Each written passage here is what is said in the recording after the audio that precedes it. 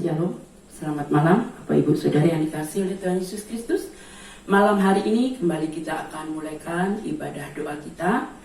Walaupun sangat singkat waktunya, tapi saya terlalu yakin dan percaya kalau Bapak Ibu kita semua menyiapkan diri menghampiri hadirat Tuhan, kita boleh rasakan kuasanya turun di tengah-tengah kita. Sebelum kita mulaikan renungan pada malam hari ini, saya sampaikan renungan.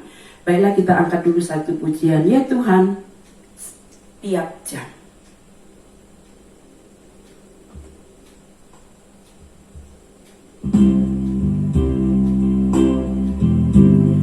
Ya Tuhan,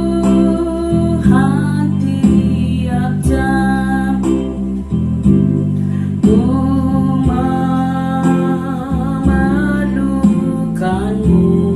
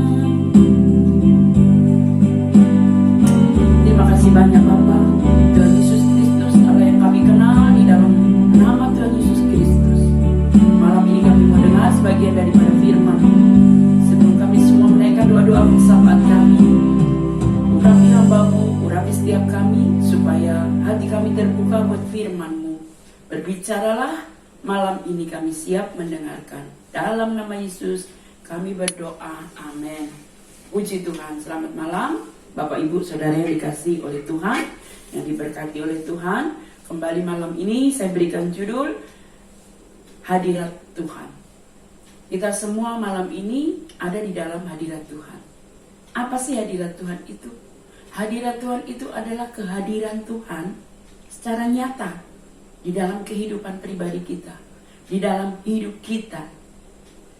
Itu artinya penting bagi saudara dan saya untuk selalu menyembah, berdoa, tiap waktu, setiap saat.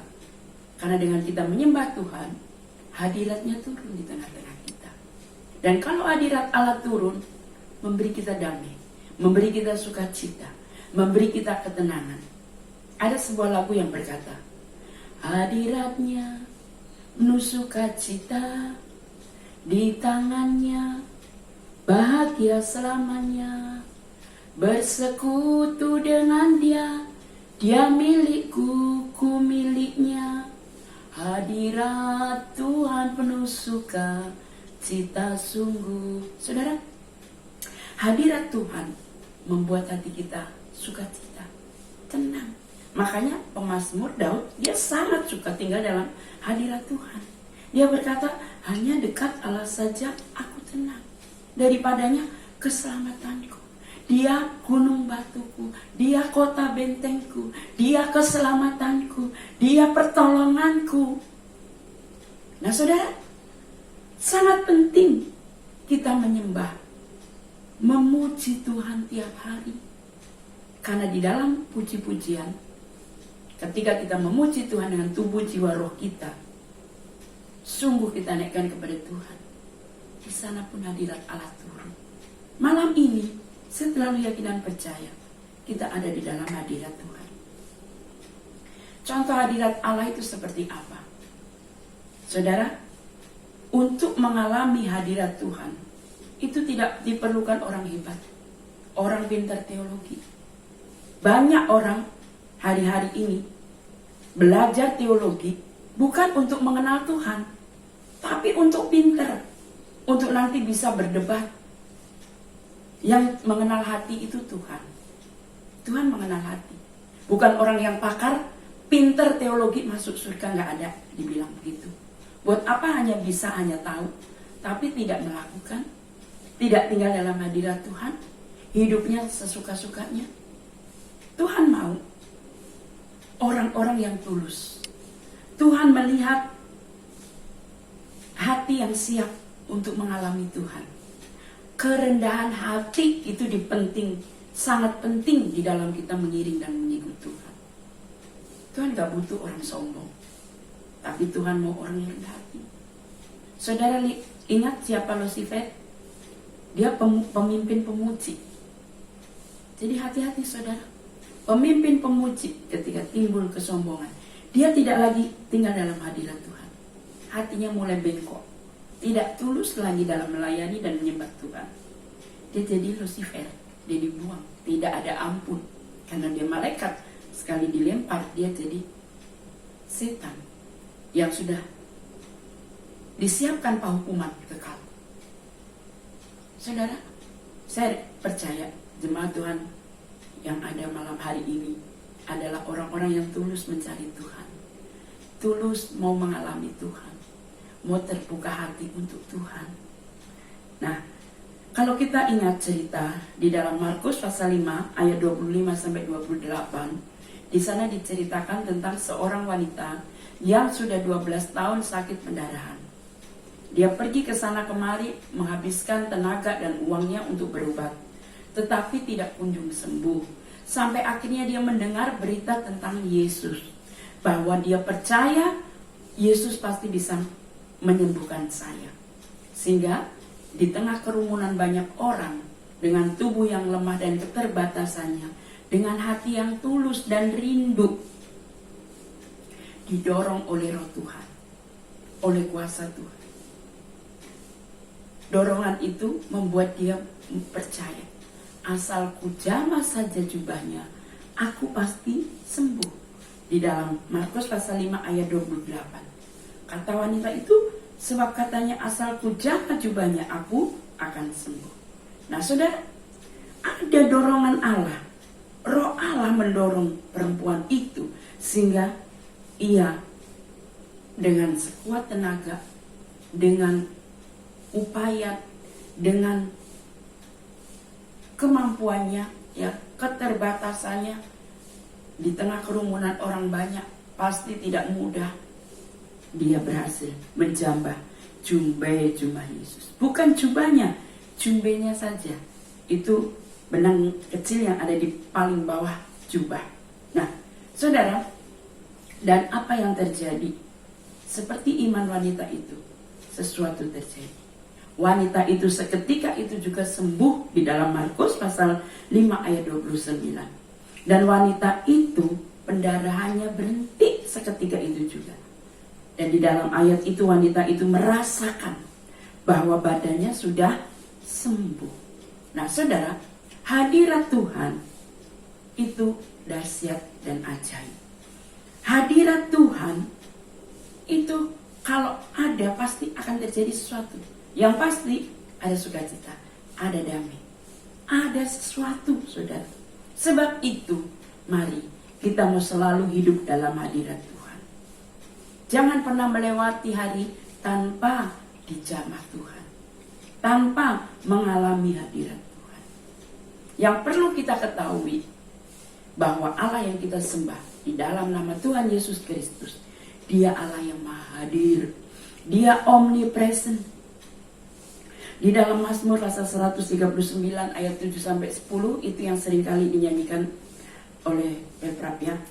Kemanakah aku akan pergi menjauhi rohmu? Kemana aku dapat lari dari hadapanmu? Saudara, Tuhan itu ada, maha hadir dimanapun saudara berada. Saat saudara sebut nama Tuhan, panggil nama Tuhan, Dia hadir. Dia Allah yang maha hadir.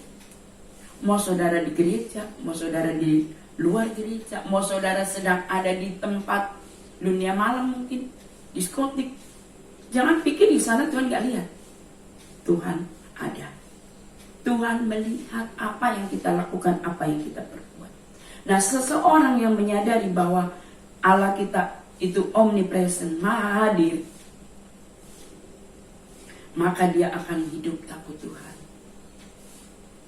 Dia akan menjaga kekudusan. Dia akan selalu belajar untuk menghormati Tuhan dimanapun berada. Lewat perkataan, lewat perbuatan, lewat apapun. Karena Tuhan melihat, Tuhan tahu. Nah, saudara, lalu ketika kita berdoa, 2-3 orang berkumpul dalam namaku, kata firman-Nya di dalam Matius pasal 18 ayat 20, sebab di mana 2 atau 3 orang berkumpul dalam namaku, di situ aku ada di tengah-tengah mereka. Saat kita berdoa, hadirat Allah khusus, ya khusus, hadiratnya khusus dari Allah itu ada di tengah-tengah kita. Yesus ada di tengah-tengah kita. Allah kita, Allah Bapa, Putra, Roh Kudus. Bukankah tiap minggu saudara diberkati dalam nama Bapa, Putra, dan Roh Kudus? Orang mau baptis dalam nama Bapa, Putra, Roh Kudus. Setiap doa berkat Bapa, Putra, Roh Kudus. Allah kita satu. Jadi saya heran kalau sudah bertahun-tahun melayani Tuhan, ikut Tuhan, masih mempertanyakan Tuhan kita itu 3 atau 1. Saya sedih, saudara. Tapi saya bersyukur di sini ada ibu-ibu, ya, sederhana, tapi saudara bisa memahami Allah kita 1, bukan 3. Tapi ada orang yang pintar kelihatannya, tapi hari ini masih mempertanyakan hal itu, saudara. Jangan sampai itu terjadi dalam kehidupan kita, jemaat Tuhan di tempat ini. Ya, kita percaya Allah dalam nama Bapa, Putra, Roh Kudus itu. Roh Kudus itu ya Tuhan. Tuhan itu ya Yesus. Bapa, Putra, Roh Kudus itu satu. Hadiratnya itu ada saat 2-3 orang berkumpul dalam nama Yesus. Dan saat kita menyembah, malam ini kita menyembah karena ibadah jam doa, ya, kita menyembah. Menyembah itu bisa menyanyi, ya. Haleluya. Saat saudara keluarkan kata-kata hati tertuju pada Tuhan, menyembah, bisa dengan kata-kata, kau besar, kau agung, kau dahsyat, kau luar biasa. Itu penyembahan, saudara. Saat kita menyembah, Roh Allah ada di tengah-tengah kita. Dia hadir di tengah-tengah kita. Kalau kita baca, saya kutip di dalam 2 Tawari 5 ayat 13. Lalu para peniup nafiri dan para penyanyi itu serentak memperdengarkan paduan suara untuk menyanyikan puji-pujian dan syukur kepada Tuhan. Ayat yang terakhir dari ayat 13 ini, rumah Tuhan dipenuhi awan. Jadi ketika para peniup nafiri dan para penyanyi zaman waktu itu, saudara, penyanyi, peniup nafiri itu orang pilihan, orang yang sudah dikuduskan, pelayan Tuhan. Hari ini pun sebagai seorang pelayan Tuhan itu tidak main-main, saudara. Mau saudara pemusik, mau WL, apapun, seharusnya saudara hidup dikuduskan, senantiasa ada dalam hadirat Tuhan, bukan mengandalkan kebisaan dalam melayani Tuhan, tapi andalkan Tuhan. Karena kalau kita mengandalkan kebisaan, itu jatuhnya ke sombong. Hati-hati, melayani Tuhan itu rawan dengan sombong.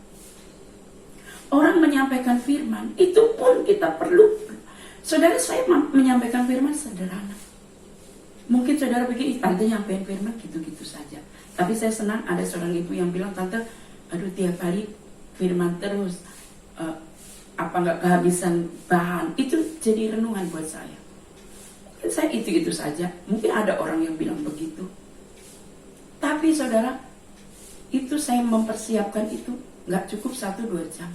Nggak cukup 1 malam, saudara.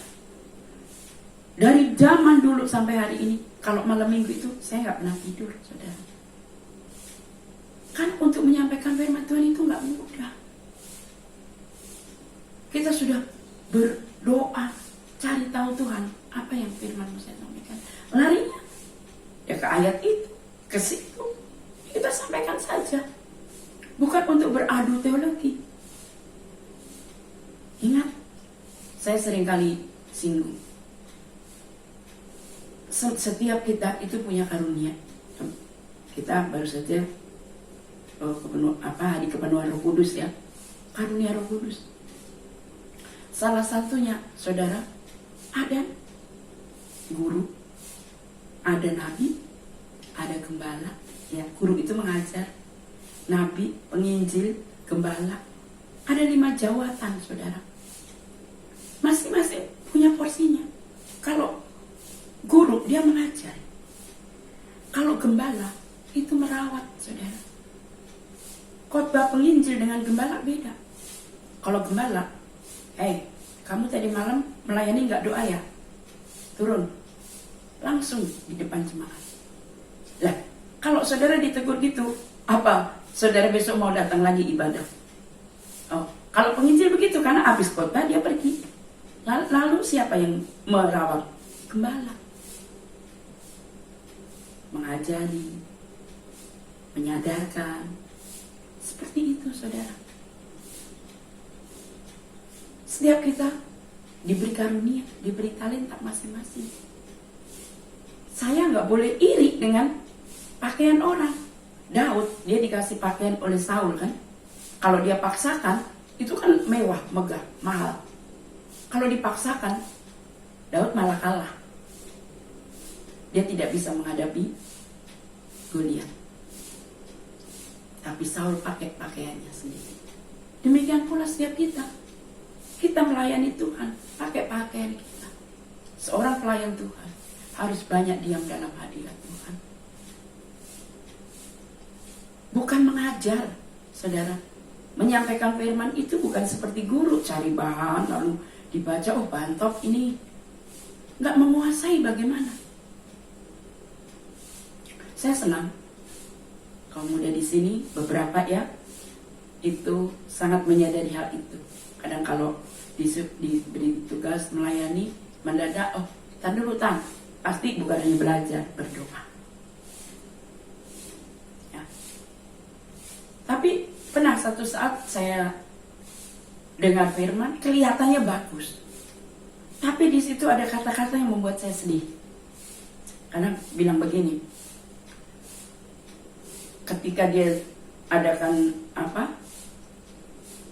lawan bicara gitu, tanya jawab, jadi anak Tuhan kok kaleng-kaleng. Saudara, apakah kita yang menyampaikan ini sudah hebat? Saya rasa semua orang tahu yang disampaikan itu.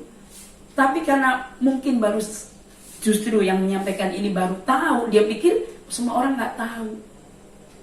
Saudara, nah, jadi menyampaikan firman itu bukan untuk seperti itu. Ya, menyampaikan firman, ya berbagi firman, tidak untuk menghakimi. Nah, itu hanya contoh. Kenapa sering saya tekankan melayani Tuhan itu bukan seperti show atau arisan. Ya, sudah ada urutannya, begini. Harus banyak belajar untuk rendah hati. Kembali ke ketika hadirat Allah turun, itu semua umat tidak tahan, tersungkur. Ya. Awan itu apa? Di dalam ayat yang ke-14, 2 Tawari 5 ayat 13. Sehingga imam-imam itu tidak tahan berdiri untuk menyelenggarakan kebaktian oleh karena awan itu. Sebab kemuliaan Tuhan memenuhi rumah Allah. Saudara, itulah hadirat Tuhan. Jadi saat kita memuji Tuhan, menyembah Tuhan dengan ketulusan hati, hadirat Allah turun. Mazmur 22 ayat 4 dikatakan, padahal engkaulah yang kudus, yang bersemayam di atas puji-pujian orang Israel. Ya, puji-pujian di sini dari kata tehilah, memuji dengan roh. Tehilah, memuji dengan roh. Jadi bukan sekedar tahu lagunya, tetapi memuji dengan segenap jiwa. Sebagaimana bunyi perintah yang pertama, kasihilah Tuhan Allahmu dengan segenap hati dan jiwamu. Nah, saudara, kalau kita menyanyi dengan segenap hati, dengan tubuh, jiwa, dan roh, itu contohnya seperti penyembahan yang dilakukan oleh Paulus dan Silas. Saya nggak tahu bagaimana itu paro suaranya. Ya, karena tengah malam, yang pasti nggak makan, nggak minum, tangan dan kaki terikat, bekas luka di mana-mana, tidak ada diobati, pasti membengkak, biru. Nah, di saat seperti itu dia menyanyi. Tuhan tidak menilai merdunya suara, tapi itu hati. Menyanyi dengan menyembah tubuh, jiwa, dan roh. Tentu kita memberi yang terbaik. Makanya belajar untuk memberi yang terbaik itu, ya yang terbaik yang kita punya. Tentu akan terus belajar supaya lagu kita yang kita naikkan itu baik. Tapi itu bukan segalanya. Buat apa punya suara merdu kalau tidak dengan hati? Itu kayak penyanyi aja, idol gitu kan, kontes-kontes nyanyi. Tidak. Tapi Paulus dan Silas itu menyembah dengan tubuh, jiwa, dan roh. Dan apa yang terjadi? Hadirat Allah turun. Sehingga tembok-tembok penjara itu goyah. Tali yang rantai yang mengikat tangan dan kaki Paulus dan Silas lepas. Mereka terbebas dari penjara. Itulah orang yang menyembah Tuhan. Jadi kita menghadirkan hadirat Allah itu bisa dengan penyembahan, bisa dengan pujian, tapi dengan segenap jiwa. Di dalam 2 Tawari 20 ayat 22, penyanyi-penyanyi kudus yang diangkat Raja Yosafat, ya, saudara ingat ketika Raja Yosafat menghadapi Amon, bangsa Amon, Moab, dan Seir, suku Amon, suku Moab, dan suku Seir. 3 suku ini bersekutu melawan bangsa Israel yang dipimpin oleh Raja Yosafat. Lalu ketika Yosafat berdoa kepada Tuhan karena takut, Tuhan bilang apa? Pilih penyanyi-penyanyi, pemuji-pemuji, orang yang dikhususkan untuk menyanyi, memuji Tuhan. Ya, dan ketika penyanyi-penyanyi pemuji ini berhadapan dengan tentara Moab, Amon, dan Seir, tidak dengan senjata, tapi dengan nyanyian. Saat mereka menyanyi memuji Tuhan, Tuhan buat musuh itu mundur, kalah. Saudara, itulah yang disebut hadirat Tuhan. Tuhan hadir di tengah puji-pujian kita. Paulus dia pernah berkata, aku akan menyanyi dan memuji dengan rohku, tetapi aku akan menyanyi dan memuji juga dengan akal budiku. Saudara, jadi kalau kita mau menyembah, menyanyi pasti kan pakai akal budi dong, supaya notasinya, iramanya, tapi juga dengan roh. Ya, dalam roh dan kebenaran kita menyembah Tuhan dengan segenap tubuh, jiwa, dan roh kita. Nah, agar malam ini kita bisa mengalami hadirat Tuhan, bagaimana caranya? Yang pasti, saudara, seseorang bisa mengalami hadirat Tuhan ketika dia percaya kepada darah Yesus. Darah Yesus itu membuka tirai, menyatukan kita dengan Tuhan. Hadiratnya bisa turun di tengah kita. Dan yang kedua, dengan hati yang hancur. Hati yang hancur itu hati yang bertobat sungguh kepada Tuhan. Dengan kerendahan hati, kita mendapat anugerah yang dahsyat luar biasa. Siapa kita? Orang berdosa. Kita minta ampun sama Tuhan, Tuhan ampuni. Itulah yang disebut hati yang hancur, hati yang bertobat. Dan yang terakhir, kita bisa mengalami hadirat Tuhan saat kita hidup dalam kekudusan. Ibrani 12 ayat 14 bagian B, tanpa kekudusan tidak seorang pun akan melihat Tuhan. Jangan mengalami mujizat, tanpa kekudusan tidak seorang pun bisa melihat Tuhan. Sebab itu malam ini mari kita mau datang kepada Tuhan dengan penuh kerendahan hati, ketulusan, supaya kita alami hadirat Tuhan. Hari Jumat biasanya kita berdoakan untuk pelayan-pelayan Tuhan supaya kita diurapi. Minta kerendahan hati yang daripada Tuhan, ya, supaya Tuhan pakai kita. Kita ini bukan siapa-siapa, saudara. Kalau kita boleh melayani Tuhan, itu semua anugerah Tuhan. Anugerah Tuhan. Hanya kekuatan Tuhan kita bisa melayani Tuhan. Mari kita angkat satu pujian di hadapan hadirat-Mu, ya Bapa.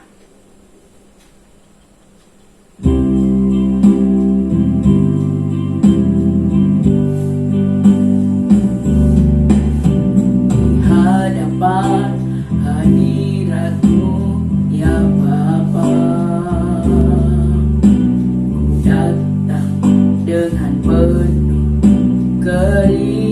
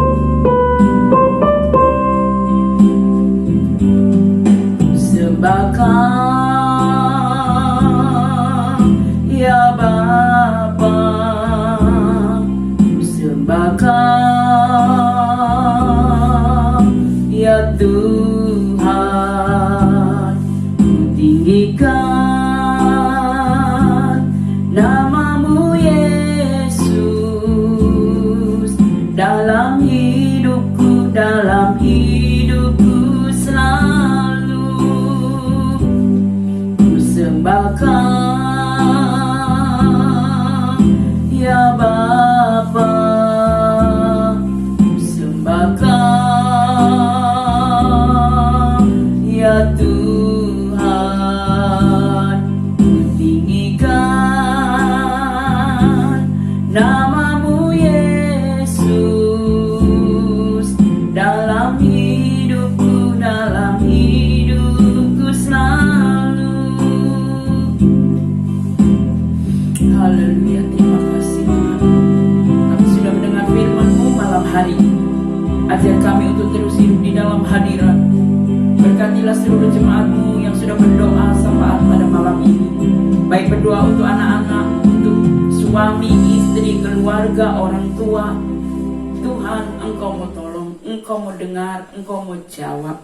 Kalau kau dapati ada yang sakit, Tuhan sembuhkan. Kalau kau dapati ada yang mencari pekerjaan, Tuhan beri pekerjaan. Kalau engkau dapati ada yang berbeban berat, Tuhan, Engkau Allah yang sanggup mengangkat setiap beban masalah hidup kami. Satu hal, ajar kami untuk selalu hidup dalam hadirat-Mu, supaya kami mengalami Tuhan setiap hari. Berikan kami ketulusan dalam mengiring dan melayani Engkau. Beri kami kerendahan hati dalam mengiring dan melayani Engkau, supaya kami boleh mengalami mujizat demi mujizat, pertolongan demi pertolongan. Lebih dari semua itu, biar kami mengalami Tuhan dalam pribadi kami. Tumpangkan tangan-Mu yang penuh berkat, biarlah berkat yang dari Tuhan menyertai setiap kami, besar, kecil, tua, muda, pria, wanita. Kami semua boleh diberkati lewat persekutuan doa malam ini. Kami sudah berdoa dalam nama Yesus. Amin.